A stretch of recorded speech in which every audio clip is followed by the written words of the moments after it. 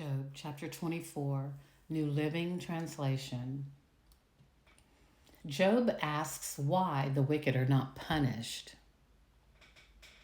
Why doesn't the Almighty bring the wicked to judgment? Why must the godly wait for him in vain? Evil people steal land by moving the boundary markers. They steal livestock and put them in their own pastures. They take the orphan's donkey and demand the widow's ox as security for a loan. The poor are pushed off the path. The needy must hide together for safety. Like wild donkeys in the wilderness, the poor must spend all their time looking for food, searching even in the desert for food for their children. They harvest a field they do not own, and they glean in the vineyards of the wicked. All night they lie naked in the cold, without clothing or covering. They are soaked by mountain showers, and they huddle against the rocks for want of a home. The wicked snatch a widow's child from her breast, taking the baby as security for a loan. The poor must go about naked without any clothing.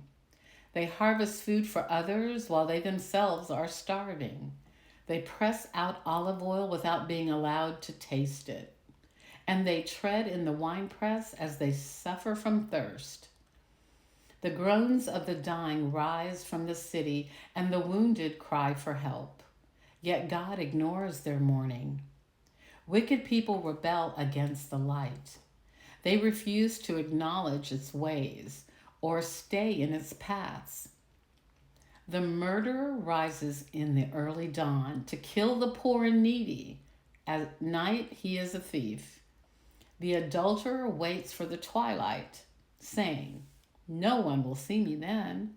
He hides his face so no one will know him. Thieves break into houses at night and sleep in the daytime. They are not acquainted with the light. The black night is their morning.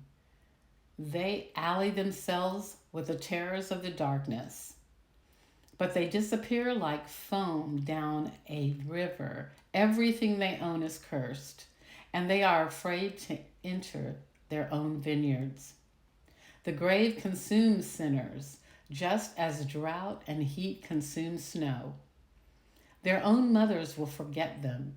Maggots will find them sweet to eat.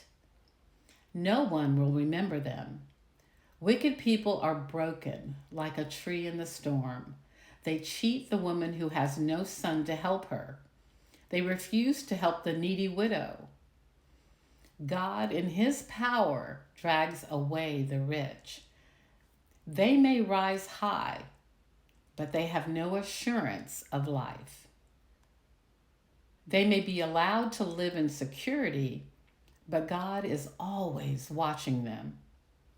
And though they are great now, in a moment they will be gone like all others, cut off like heads of grain.